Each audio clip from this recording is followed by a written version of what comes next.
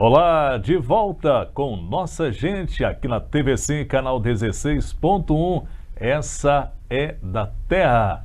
Bem-vindos aqui ao nosso programa que sempre traz um bate-papo descontraído, sempre com alguém que faz parte aqui da história de São Mateus, tanto na música, na cultura, no meio empresarial e sempre trazendo aí um pouco da sua experiência e também da sua história de contribuição para a nossa cidade. E hoje vamos falar de desenvolvimento, consultoria, economia, administração e muito mais. Hoje recebendo aqui nos nossos estúdios, é claro, ele que sabe tudo dessa área, nosso amigo Ulisses Monteiro. Você que já oferece aí um trabalho, né, de consultor empresarial atuando agora, não é isso, Ulisses? Seja bem-vindo. Boa tarde, Marcílio, boa tarde a todos. Na verdade, a minha vida ela se inicia, né, como estagiário de um órgão chamado SEAG, né? Esse órgão que hoje é o SEBRAE, que tem em todo o Brasil. Então eu comecei como estagiário, com 4 dias de faculdade, e a minha vida, boa parte da minha vida, foi atuando como consultor de empresas.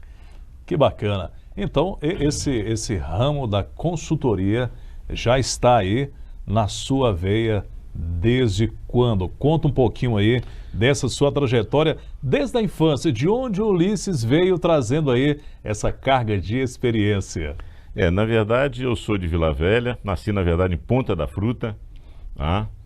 E me criei em Vila Velha, estudei no Colégio Maristas, e aí depois fiz a faculdade, né, de administração de empresas, e tive a oportunidade, né, com 4 dias de faculdade, como eu disse, de poder entrar para essa organização chamada SEAG, que era Centro de Assistência Gerencial do Espírito Santo, e nela eu passei praticamente 12 anos da minha vida. Eu entrei como estagiário, saí como gerente de consultoria, gerente de projetos econômicos financeiros, né? E depois fui trilhar o caminho da iniciativa privada. Fui convidado a assumir a função de gerente geral numa empresa chamada Diviplac Divisórias e Revestimentos Limitada, né? Uma empresa em que ajudou a implantar boa parte da CST e de grandes empresas dentro do Espírito Santo, montando divisórias, fachadas, forros, uma série de atividades que nós desenvolvimos na Diviplac. O estado do Espírito Santo é um estado de empreendedores. É conhecido no Brasil inteiro como estado de empreendedores. Para você chegar aí a empreender, você teve toda essa observância de mercado e todas essas passagens, né, por grandes empresas e também a sua colaboração, não só aqui em São Mateus, mas também em todo o estado, não é isso?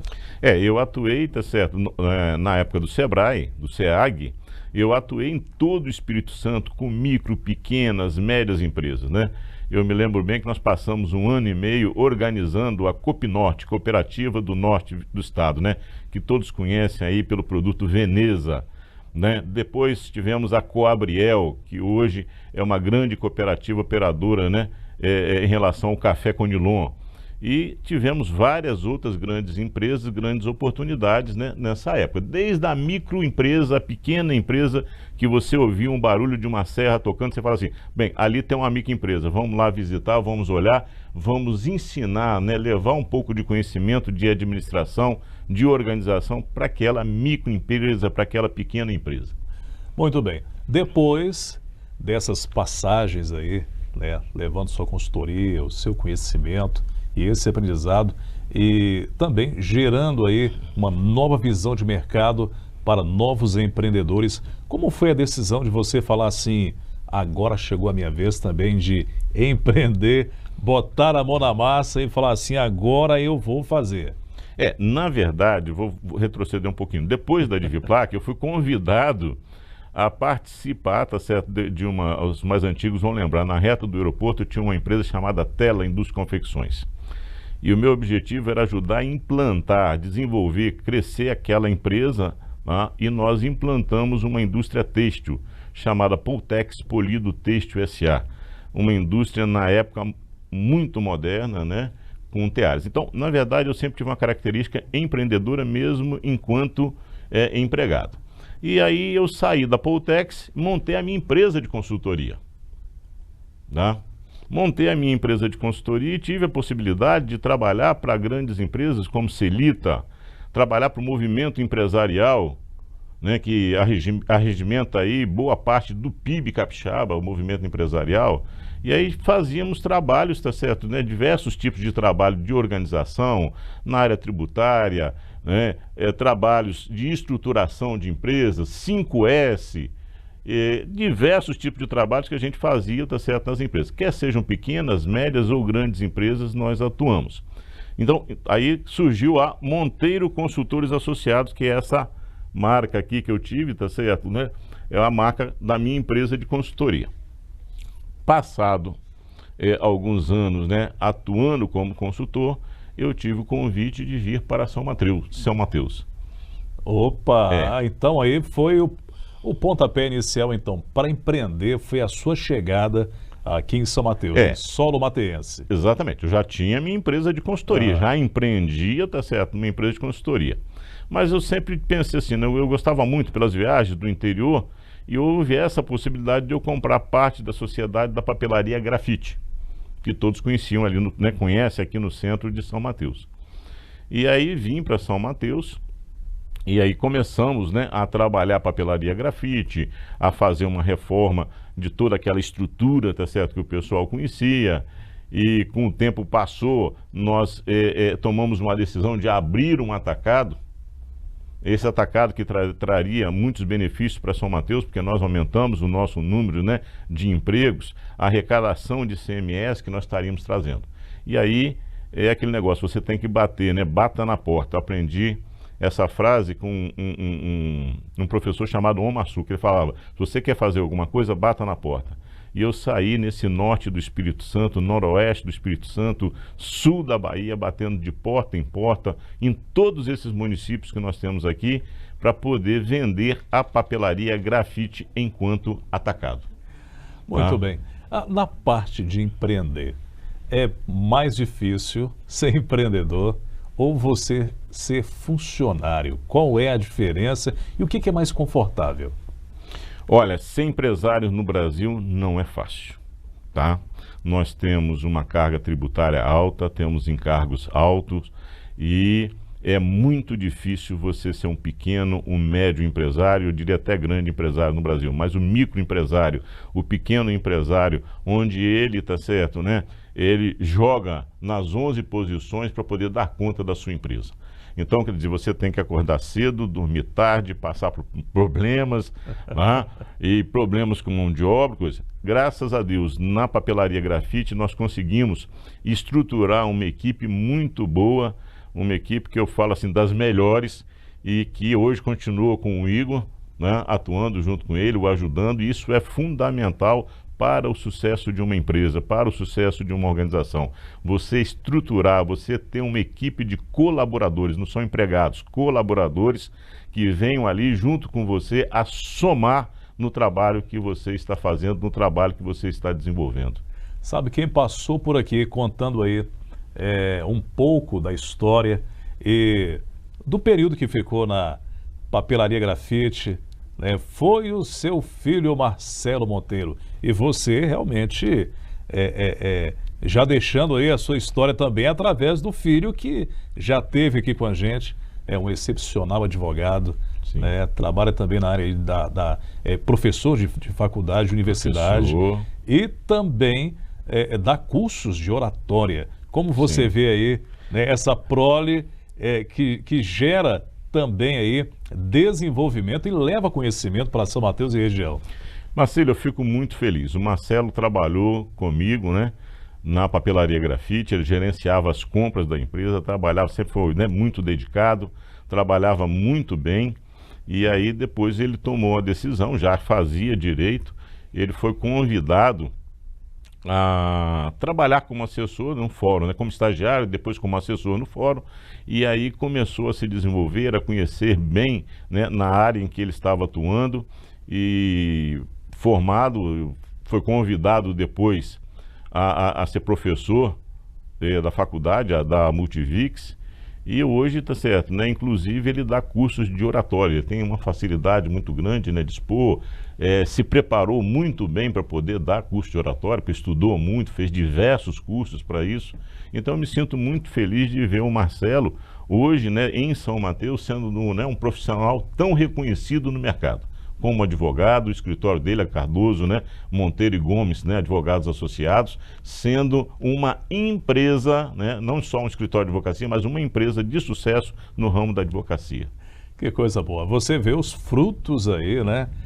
Dando resultados e resultados muito positivos. O Marcelo não era daquele que ficava, vou perguntar agora aquele segredinho, não era daquele que ficava ali dando aquela mossegada de vez em quando, porque o papai era ali o chefe, ele não gostava muito dessa, trabalhava de verdade. Não, com certeza trabalhava de verdade, não só ele, como o Igor também, que é sócio da papelaria, né, trabalhavam jovens e graças a Deus eu pude e posso, né, usar isso, tá certo, né? Formar o Igor, que hoje está à frente da papelaria, a conduzindo muito bem, né? E ao Marcelo também. Então, empresa, mesmo ela tendo uma característica familiar, nós temos que trabalhá-la profissionalmente.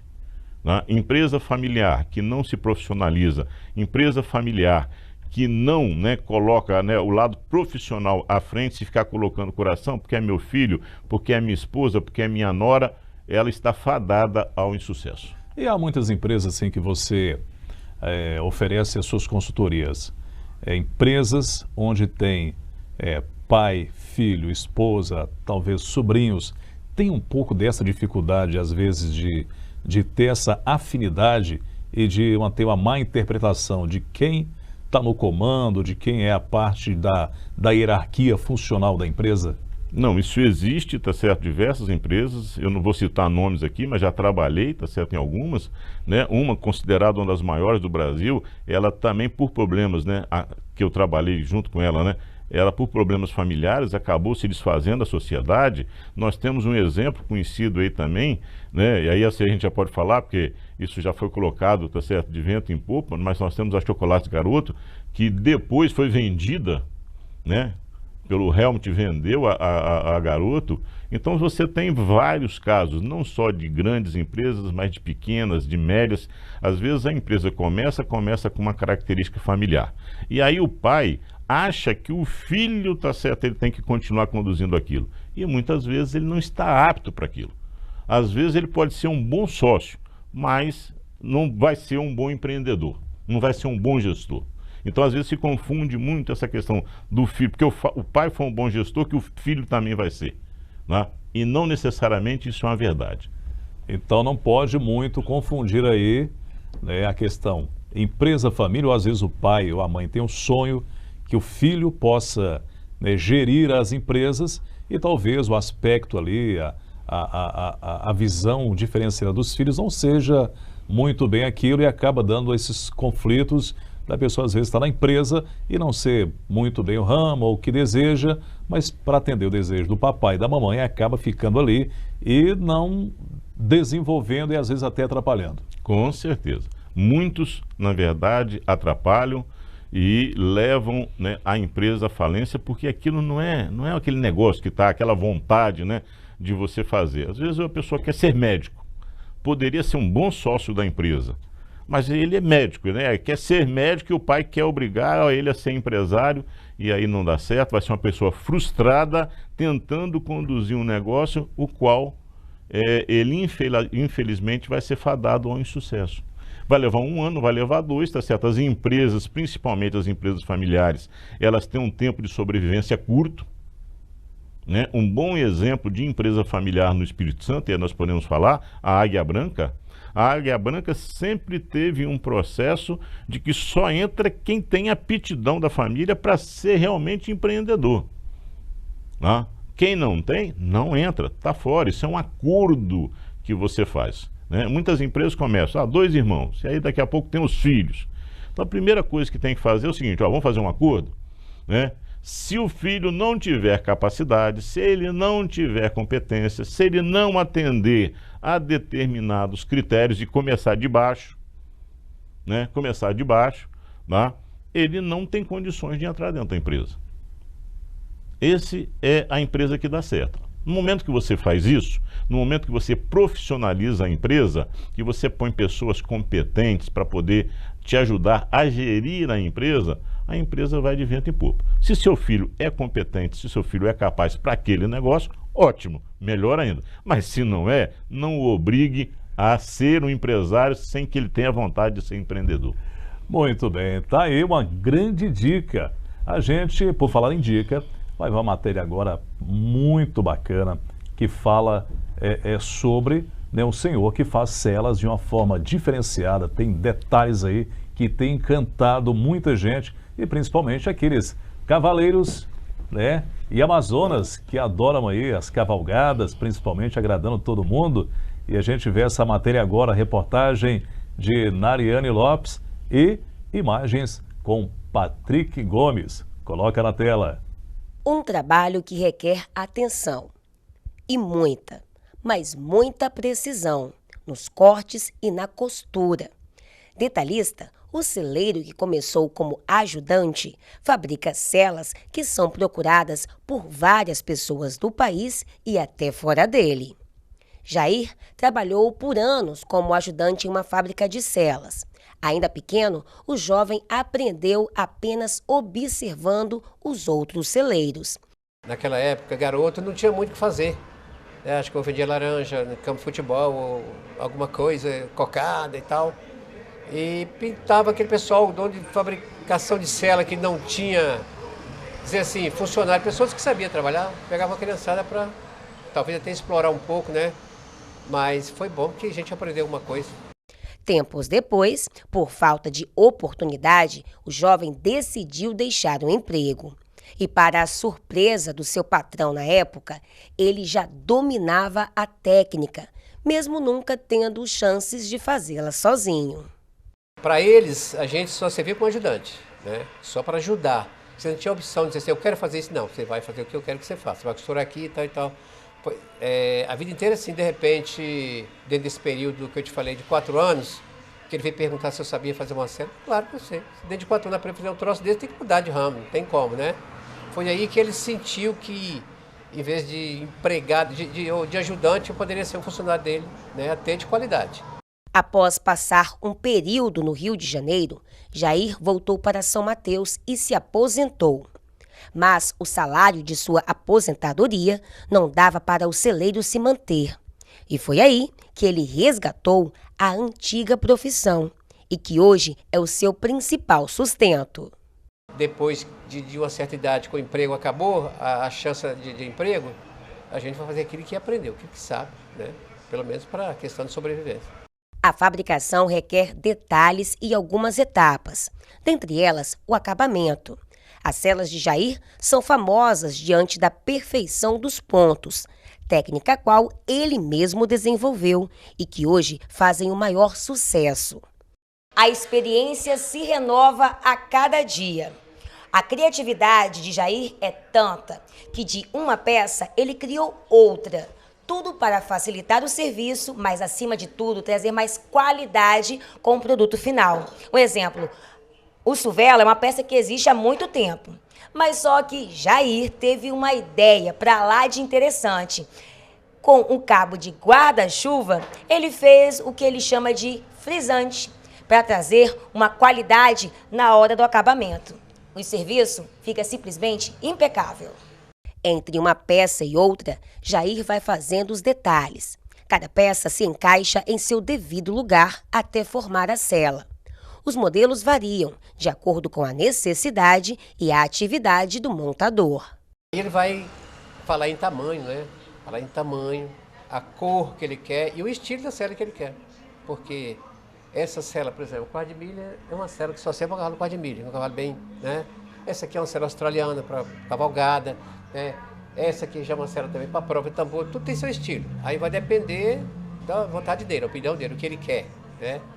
E aí a gente combina e eu vou procurar fazer no estilo que ele quer, inclusive tamanho, que isso é importante.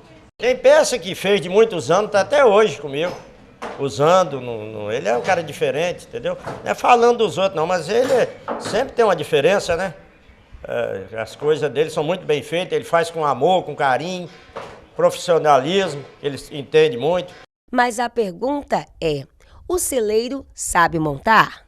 Sabe, inclusive eu era até bom nisso, né? Naquela época meu pai mexeu, como te falei, fazendo as outras vida inteira, eu era muito bom nisso, montava super bem. Depois que meu pai mudou de ramo, eu também saí fora, nunca mais mexi no assunto. E hoje eu não sei nem se eu consigo montar, mas até que além de tudo era bem corajoso, não tinha medo de animal, não. Tá aí matéria bacana para você que adora uma montaria, né? Uma boa pedida e com designers diferenciados. Que projeto maravilhoso, tudo bem artesanal, feito com muito carinho. Tá aí a matéria, reportagem com Nariane Lopes, imagens de Patrick Gomes. E a gente, por falar em fazer com carinho, né? Tá ele aqui do meu lado, que é consultor empresarial, né? Conhece tudo de gestão empresarial, né? E já deixou aí a sua prole, que é o Marcelo Monteiro, já está dando também as suas consultorias na área de oratória, professor de faculdade, né? Advogado e por aí vai. Isso tá no sangue, tá no DNA, Ulisses, que coisa bacana. Né, a gente está falando do Marcelo, porque São Mateus conhece Marcelo, né? Eu tenho uma filha também, Vitória, advogada. Hoje eu acredito que seja o primeiro escritório de advocacia com ISO 9000, é a Arju, e que trabalha com compliance, né? Então, alguma empresa que queira, né, trazer para dentro da organização compliance, tem a Arju, né? A Mayra também é empreendedora no ramo da advocacia. Tá? Então todo mundo da família tem essa veia de empreendedorismo. Tem o Igor também, que faz parte aí desse time aí. Que continua empreendendo. A Papelaria Grafite, nosso parceiro. O Igor continua empreendendo, tá sozinho, né? Ele já pode caminhar sozinho, tá sozinho lá na Grafite e trabalhando, tá certo? E reestruturando e seguindo em frente. Isso é muito bom. Ulisses, fala para a gente agora o seguinte, a questão de ser consultor. Há uma resistência ainda do empresário olhar para a empresa e falar assim, eu preciso de uma consultoria? Tem essa resistência ainda de não entender muito bem como funciona a consultoria de gestão, de entender talvez a própria empresa e sair talvez das adversidades? Não, existe sim a resistência, né? Na verdade, a gente sempre usou o termo consultoria. Então, o empresário, ele tem uma certa resistência. Agora, modernizou-se um pouco o termo, né? Você passa a ser um mentor, né? Eu tenho 41 anos que eu lido com consultoria e gestão de empresas. E aí, um dia desses, eu falo assim, rapaz, vamos parar de usar esse nome consultoria? Vamos trabalhar como mentor. Você é um mentor, né, de empresas. Eu sou um mentor em estratégias e soluções em gestão empresarial.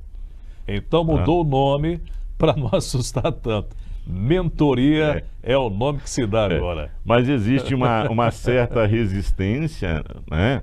E ainda aquele negócio, né, que o cara vai lá, abre o negócio, ele vê, copia, faz isso ou faz aquilo, tá certo, né? E ele tem uma certa resistência, como se falasse assim, você vai ter uma consultoria, como se fosse alguma coisa que falasse assim, não, eu tenho uma certa incapacidade.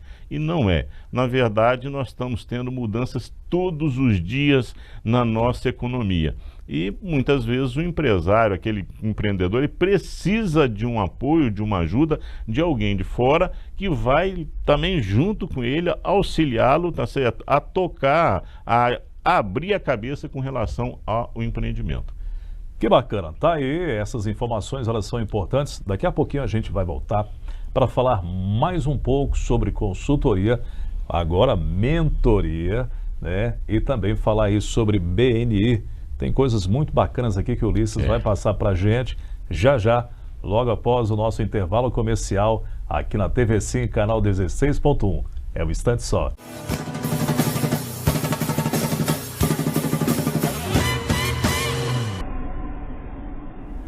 De volta com o programa Nossa Gente, agradecendo sempre aí os nossos parceiros da Pedreira Matar.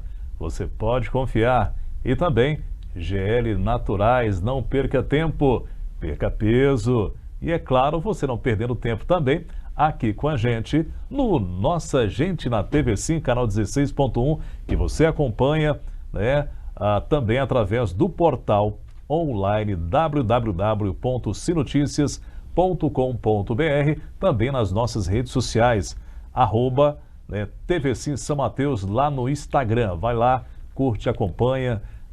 Toda a equipe da TV Sim fazendo um trabalho excepcional. Alexandre Geiger, também o Johan, tem lá a Nariane, o João Batista, tem o Patrick Gomes, tem a Amanda. Toda a equipe realmente fazendo aí parte desse show televisivo que chega até você. E por falar em show, o show também acontece nas empresas, porque é através delas que se gera emprego, gera renda e faz aí a máquina econômica funcionar. E a gente tem visto que esse mundo pós-pandemia, e ainda assim com esses resquícios de pandemia, fez com que muitas empresas se adaptassem e muitas delas, infelizmente, que não conseguiram se adaptar, acabaram fechando. Qual a sua visão diante de tudo isso, como gestor, e o que a gente pode esperar aí para o futuro, né, econômico, não só do Brasil, mas também do mundo? Marcílio, a pandemia, né, o Covid-19, ele veio trazer, no fundo, uma transformação. Né? Em tudo você tem oportunidades e você tem ameaças. Para alguns, se gerou uma grande oportunidade de você ampliar os seus negócios. E para outros, essa ameaça que foi a pandemia tirou, tá certo, muitas empresas do mercado, muitos empregos foram perdidos, trazendo uma conjuntura muito desfavorável. 2020, para se ter ideia, o Brasil teve uma perda, né, do PIB de 3,9%, ou seja, houve uma quebra, na verdade esperava-se 9%. E graças a Deus, pela administração que foi feita, se conseguiu, tá certo, que a queda não fosse tão significativa. Porque se você cai muito, a recuperação também ela é difícil.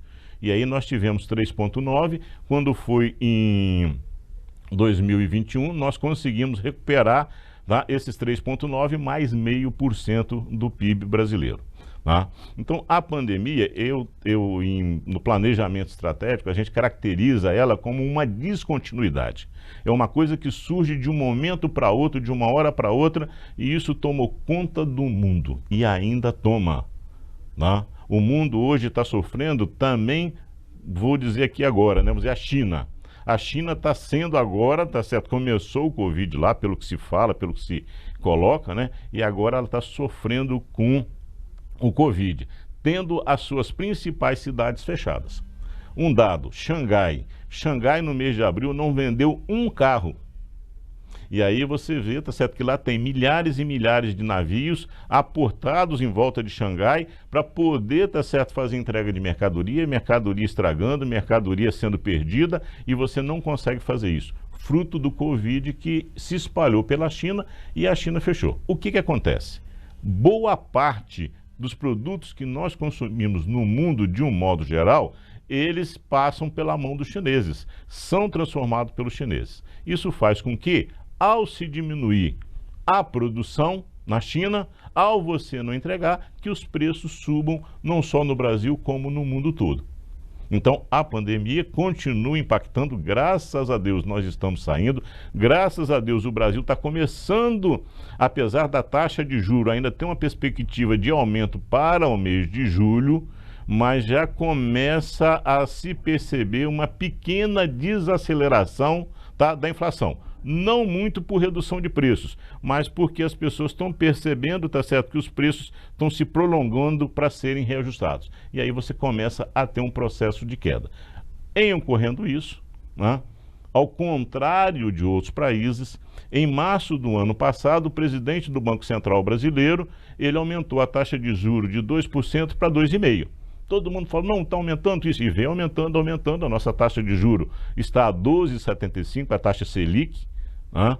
E aí tem a previsão ainda de subir mais um pouco para junho agora, a reunião é dia 14 e 15 de junho, a reunião do Comitê de Política Monetária, e isso vai, tá certo, sinalizando para que possa se enfraquecer a inflação. Então o Brasil saiu na frente.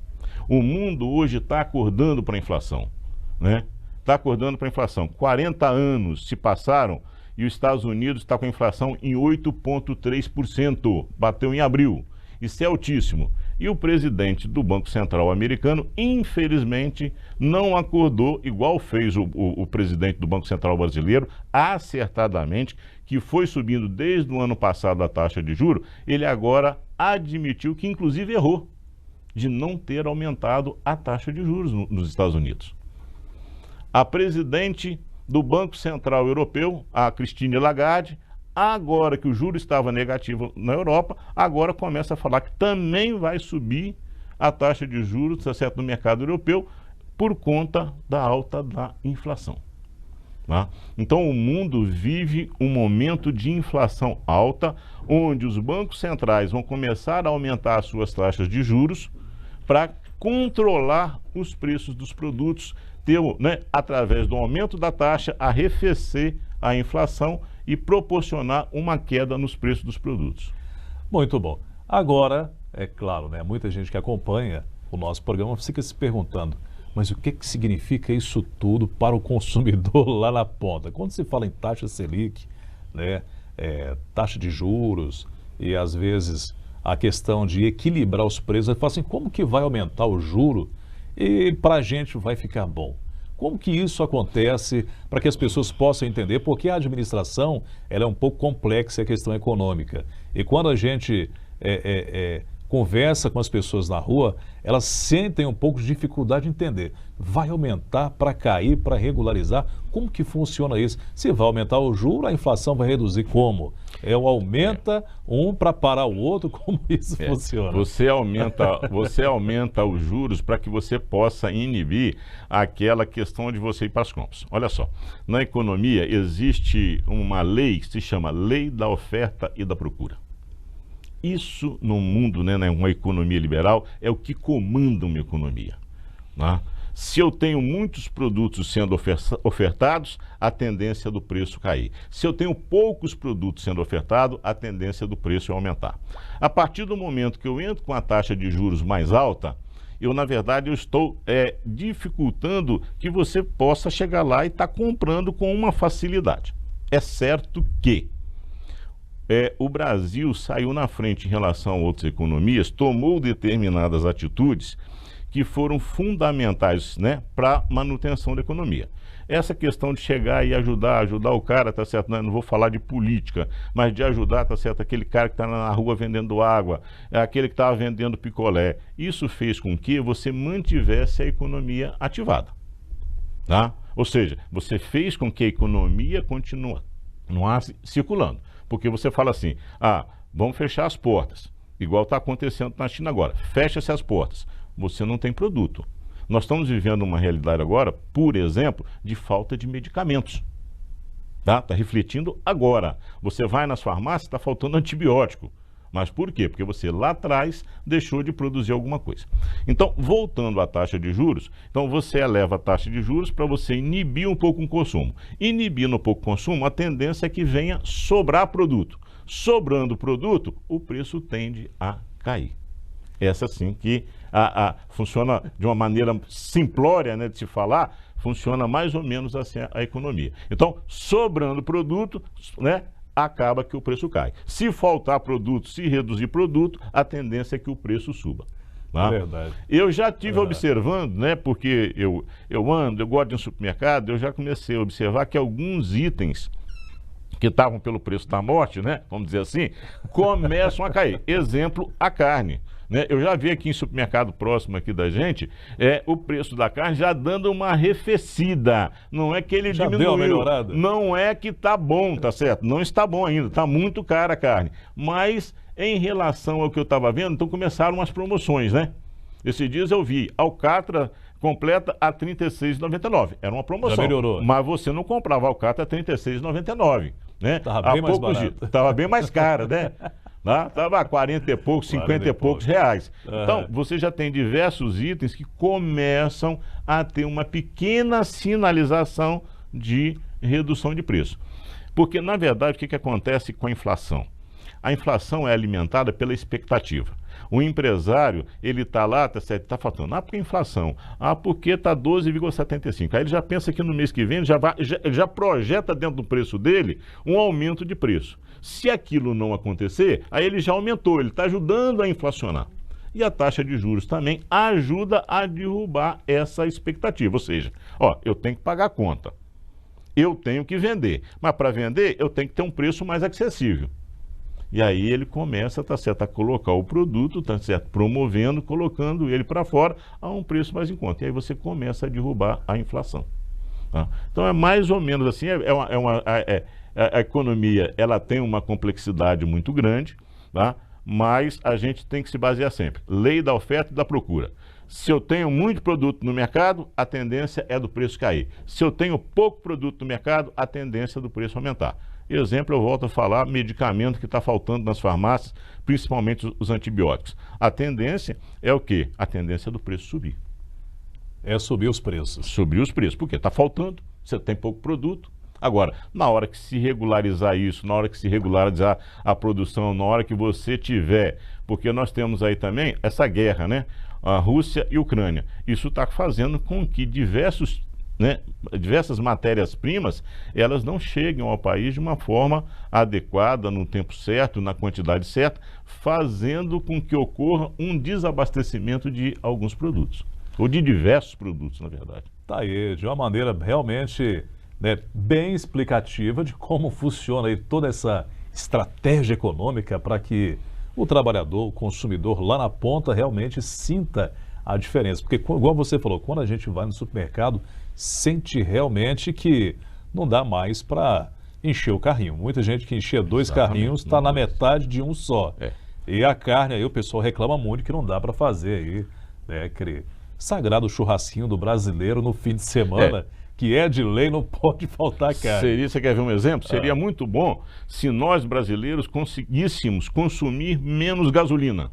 Ao consumir menos gasolina, iria sobrar gasolina, né, nas refinarias, nas distribuidoras, nos postos, e isso ia fazer com que, tá certo, todo esse sistema, né, que envolve desde a refinaria, distribuidora, posto, viesse a forçar você a reduzir. Ou seja, está sobrando, eles vão ter que baixar o preço para poder vender. Mas aquela história, no Brasil, se fala que vai aumentar o combustível amanhã ou hoje à noite, o brasileiro já faz fila para poder abastecer, não importa o preço. A gente acaba percebendo aí que nos postos realmente reclama, mas não deixa de colocar o combustível. Eu falei em combustível, mas é importante citar que o combustível brasileiro, ele eu até trouxe aqui, se você quiser falar, ele está, tá certo, né, não está entre os mais baratos, mas também não está entre os mais caros do mundo hoje.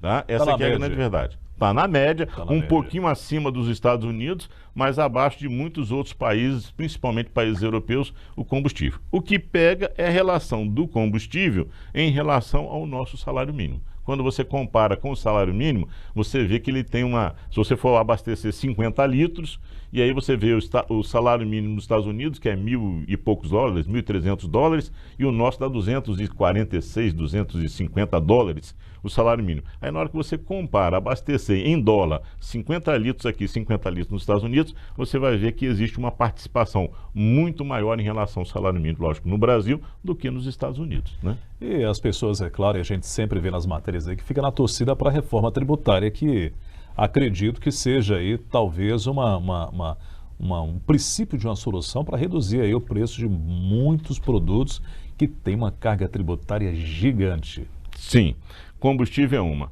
Eu aproximadamente, acho que foi 2006, eu fiz um estudo de preço do combustível para o Sindicato dos Postos do Espírito Santo.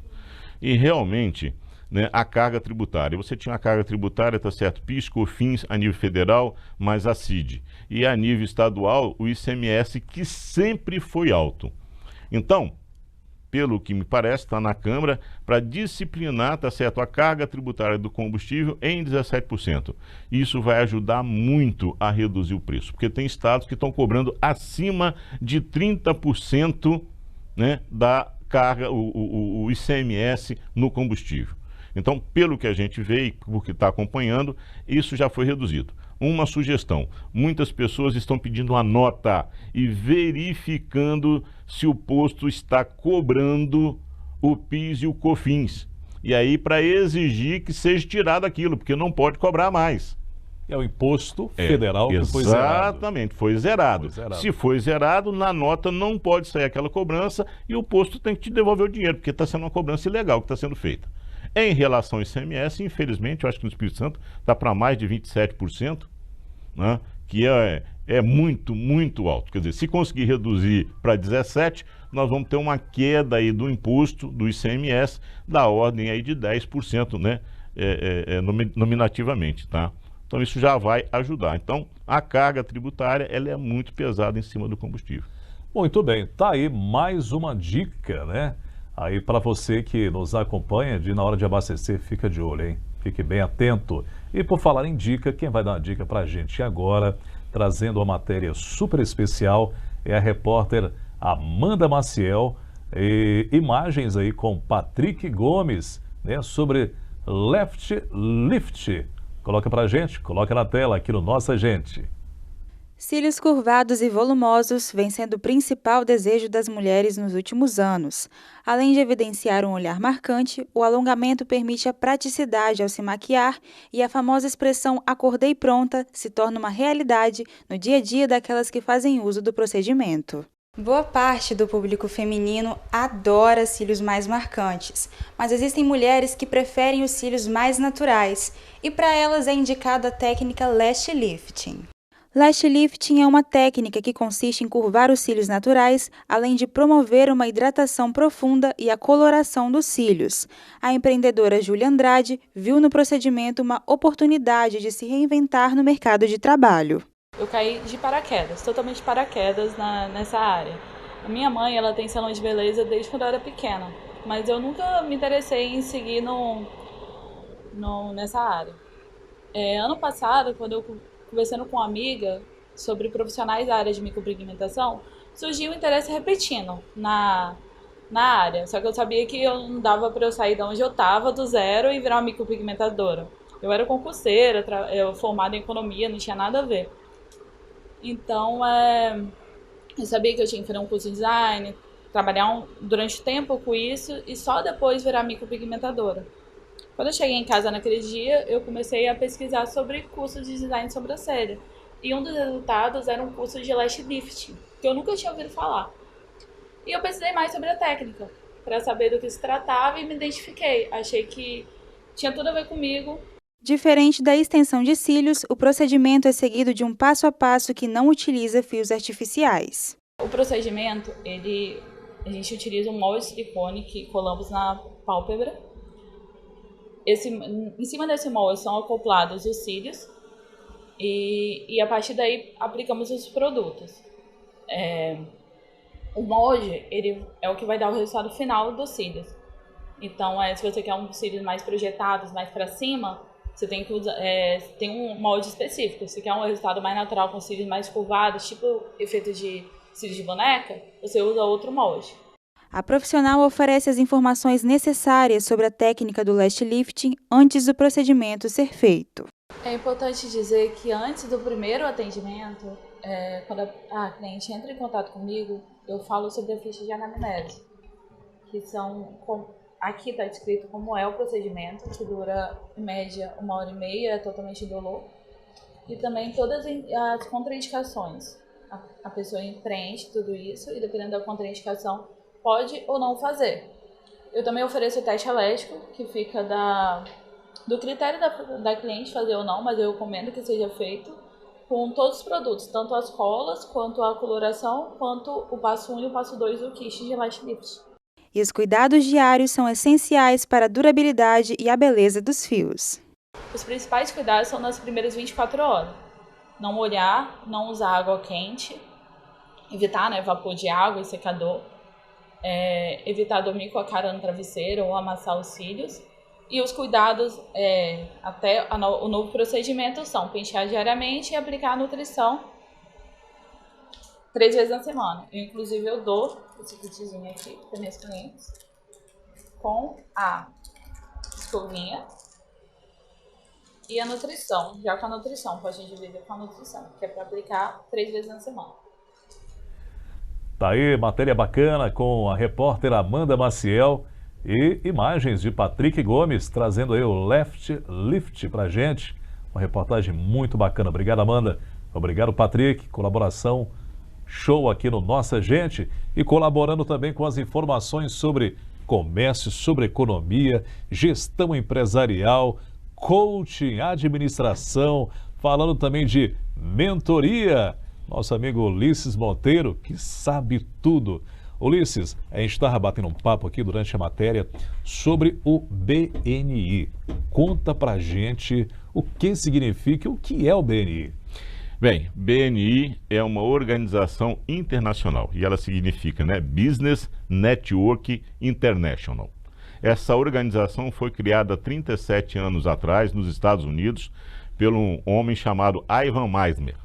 Esse homem, tá certo, ele percebeu, né, que relacionamento era uma coisa fundamental na vida, né, das pessoas, dos empresários.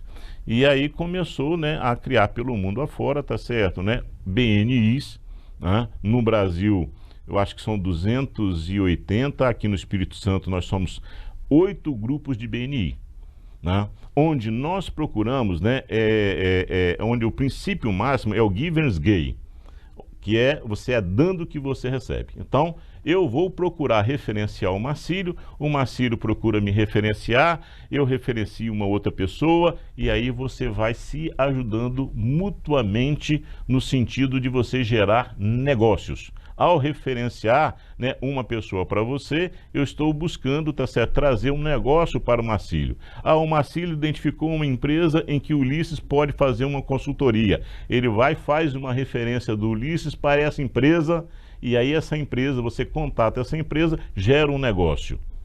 E isso tudo sem você gerar comissão, né? No BNI não tem essa história de você estar comissionando este ou aquele. As pessoas procuram se dar, né? E aí você vai, dentro desse trabalho de relacionamento, procurando ampliar essa cadeia. Então, hoje nós tínhamos na nossa reunião a presença aí de 21 empresários, né? Em outros BNIs, você tem um BNI que a empresa da minha filha faz parte, lá em Vitória, são 75 empresas, gerando os negócios, tá? Uns para os outros e internamente e externamente. A partir do momento que você, né, venha participar de um BNI e você me indica uma pessoa de fora, você está me gerando um negócio externamente. Mas eu também posso chegar e fazer um planejamento estratégico para a empresa do Marcílio.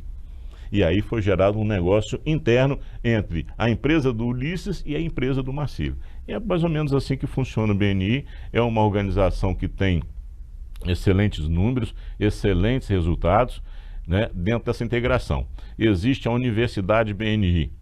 Tá? Na Universidade BNI, para você fazer todos os cursos dessa Universidade BNI, você teria que levar 14 anos para poder fazer todos os cursos. E são cursos excelentes que são disponibilizados para o empresariado. Agora mesmo eu estava vendo, semana passada, um treinamento de recrutamento e seleção, né? Como que você deve fazer para né, realizar um bom recrutamento, uma boa seleção de um colaborador para a sua empresa. E aí nós temos treinamentos de liderança, diversos tipos de treinamento, como você lidar com conflitos dentro da organização. Então você tem uma série de treinamentos muito bons, né? Que coisa boa. Tá aí, BNI, muitas informações. Ulisses, realmente eu gostaria de ficar aqui para a gente bater mais papo, falar mais de negócio, e realmente teria muitas outras coisas para a gente abordar, mas o nosso tempo é curto, né? E os nossos amigos ali do Controle Mestre, Alexandre Geiger e Orhan, já está dizendo que está na hora de partir.